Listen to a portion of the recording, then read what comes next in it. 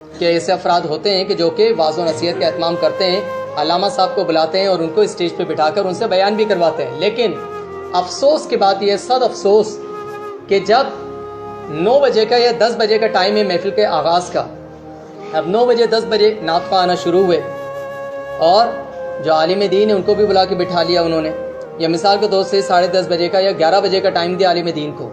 اب نعت خوانی شروع ہوئی 10 بجے سے یا 9 بجے سے شروع ہو گئی تھی، اب وہ کنٹینیو ہے نعت خوانی سنتے سنتے عالم دین صاحب آئے، 11 بجے ان کو ٹائم دیا تھا، وہ آ گئے 11 بجے بیٹھ گئے اسٹیج پر کہ ابھی بیان شروع ہوگا۔ لیکن مسئلہ یہ ہے کہ جو نعت خواہ افراد ہیں وہ کہتے ہیں کہ میری بھی باری ہے، اور جب میں آیا ہوں تو میں کم از کم 3 کلام تو پڑھوں گا۔ اب وہ کلام چل رہے ہیں، ایک بندے کے 3 کلام، پھر دوسرا آ گیا، اب میری باری ہے، جب میں اتنی دور سے آیا ہوں تو پھر میں بھی 3 کلام تو پڑھوں گا۔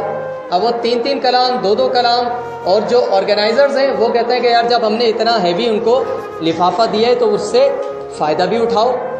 اب وہ ادھر امام صاحب اپنا انتظار کر رہے ہیں کہ میری باری کب آئے گی، میری باری کب آئے گی۔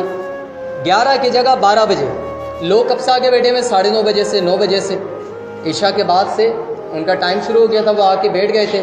اب وہ بیٹھے اکتا گئے، تھک گئے، نیند کا غلبہ، جب وہ بالکل تھک کے چور ہو گئے تب امام صاحب کی باری آتی ہے، حضرت آپ شروع کریں۔ اب انہوں نے بیان شروع کیا تو لوگ یہاں پر نیند سے بے حال ہو رہے ہیں اور وہ غنودگی کے اندر ہیں۔ جو واعظ و نصیحت ان کو کرنی تھی انہوں نے تو کر دی، لیکن سننے والے سامعین وہ نیند کے مزے لوٹ رہے ہیں۔ اب وہ تو سو چکے، تو پھر بیان کیا کس کے لیے؟ وہ نیک بات کو اثر کرے گی نہیں، کیونکہ سننے والوں نے تو اس کو سنا ہی نہیں۔ آپ نے 12 بجے بیان شروع کروایا ہے، وہ 1 بجے تک، پونے 1 بجے تک چلا، لوگوں کے سونے کا ٹائم ہو چکا، تو پھر لوگوں کی جو نشاط ہے وہ تو یہاں پر پیدا نہیں ہوگا، لوگوں کی رغبت اس کے اندر پیدا نہیں ہوگی۔ پھر ابھی آدھا گھنٹہ انہوں نے بیان کیا ہے کہ پرچی آ گئی، پیچھے سے پرچی آ گئی، حضرت جلدی ختم کریں، ابھی دوسرے نعت خواہ اپنا انتظار کر رہے ہیں باری کا۔ وہ امام صاحب نے جلدی سے پھر بیان کو وائنڈ اپ کیا، اور اگر 5 منٹ مزید لے لیے، دوسری پرچی آ گئی، حضرت جلدی کر دیں، برائے مہربانی جلدی کر دیں۔ اب آپ یہ دیکھیں کہ نعت خواہ اور ایک عالم دین، اگر آپ شریعت سے پوچھتے ہیں کہ ان کا کوئی کمپیریزن ہے کہ نہیں ہے، کمپیریزن، تو اب آپ یہ سمجھ سکتے ہیں کہ عالم دین کون ہوتا ہے؟ یہ وارث نبی ہے۔ کون ہوتا ہے؟ وارث نبی، نبی کریم صلی اللہ علیہ وسلم اور انبیاء کرام۔ آقا علیہ الصلوۃ والسلام کے حدیث مبارکہ کے مطابق مشکات شریف میں مذکور ہے کہ علماء کرام یہ انبیاء کے وارث ہیں۔ انبیاء کرام سے جو میراث منتقل ہوتی ہے وہ علم کی میراث ہوتی ہے، اور علماء کرام کی یہ ذمہ داری ہے کہ اس علم کو وصول کریں، اور وصول کرنے کے بعد پھر امت کے اندر وہ کام کریں جو نبی کے کرنے کا ہے۔ نبی کے کرنے کا کام، انبیاء کرام کے کرنے کا کام وہ واعظ و نصیحت ہے۔ آقا علیہ الصلوۃ والسلام واعظ و نصیحت فرمایا کرتے تھے۔ آقا علیہ الصلوۃ والسلام خواتین کی مجالس میں جایا کرتے تھے، خواتین جمع ہوتی تھی، حضور علیہ الصلوۃ والسلام وہاں پر جایا کرتے تھے اور اسپیشلی خواتین کو نصیحت فرمایا کرتے تھے۔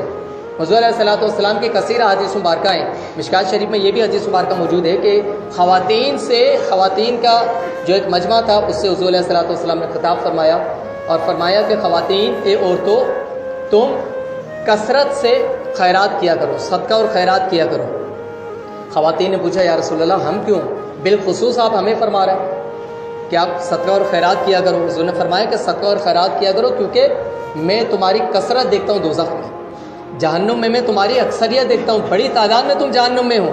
عورتوں نے پوچھا یا رسول اللہ وجہ اس کی کیا ہے؟ تو آپ نے وجہ ارشاد فرمائی کہ تم اپنے شوہروں کی ناشکری کرتی ہو اور تم ایک دوسروں کے اوپر لعن طعن زیادہ کرتی ہو، تو ہر بات پر لعنت دینا، ہر بات پہ لعنت دینا، ملامت کرنا، شوہروں کی ناشکری کرنا، یہ تمہارے اندر ایک عیب موجود ہے جس کی وجہ سے تمہاری کثرت وہ دوزخ کے اندر زیادہ ہے۔ تو علماء کرام نے اس کی بہرحال شرح میں بیان فرمایا کہ ابتدا میں ایسی خواتین جو ان اوصاف کے حامل ہوں وہ جہنم میں جائیں گی، لیکن اس کے بعد پھر جو ان کے نیک اعمال ہوں گے اس کی وجہ سے وہ بخش دی جائیں گی، اور اپنے سزا پوری کرنے کے بعد بڑی تعداد میں وہ جنت میں جائیں گی۔ لیکن کہنے کا مقصد یہ کہ آقا علیہ الصلوۃ والسلام نے خواتین کو جمع کر کے ان کے اندر واعظ و نصیحت فرمائی ہے۔ خواتین کو جمع کرنے کا مقصد یہ تھا کہ ان کو واعظ و نصیحت کی جائے، ان کی برائی پر ان کو بتایا جائے کہ تمہارے اندر یہ برائیاں پائی جاتی ہیں اور نیکیاں تمہیں اس طریقے سے کرنی چاہیے۔ لیکن ہمارے یہاں محفل کے اندر خواتین کا ایک اجتماع ہوتا ہے، ایک محفل میلاد منعقد ہوتی ہے، ایک باجی آتی ہیں، جو محفل کے اندر نعت خوانی کرتی ہیں، 4 گھنٹے کا ان کی نعت خوانی چلتی ہے، لیکن اس کے اندر واعظ و نصیحت وہ نہیں پائی جاتی۔ اور اگر غلطی سے کوئی امام صاحب آ جائیں، کوئی خطیب آ جائیں، کوئی واعظ آ جائے تو اس کو پھر پرچیاں دے کے اٹھا دیا جاتا ہے۔ حضرت 10 منٹ ہو گئے، آدھا گھنٹہ ہو گیا ہے، اب وہ جلدی سے وائنڈ اپ انہوں نے کیا اور پھر کیا ہوا، نعت خوانی دوبارہ جاری۔ تو یہ وہ چیزیں ہیں کہ جس کی طرف ہمیں توجہ کرنی چاہیے کہ جو ہمارے گھروں کے اندر اس طرح کی محافل منعقد ہوتی ہے تو اس کو درست طریقے سے چلایا جائے۔ اس میں لمیٹڈ ٹائم رکھیں آپ، 2 گھنٹے 1 گھنٹہ، اتنا کہ جو کہ لوگ بڑی آسانی کے ساتھ اس میں شریک ہو جائیں اور نعت خوانی بھی بہت اچھے طریقے سے سن لیں، اور جو اصل مقصد ہے آپ کا وہ لوگوں کی اصلاح ہے، تو اصلاحی کام بھی ہو جائے۔ اللہ تعالی ہم سب کو نیک باتوں کو درست طریقے سے کرنے کی توفیق عطا فرمائے۔ وما علیہ الا البلاغ۔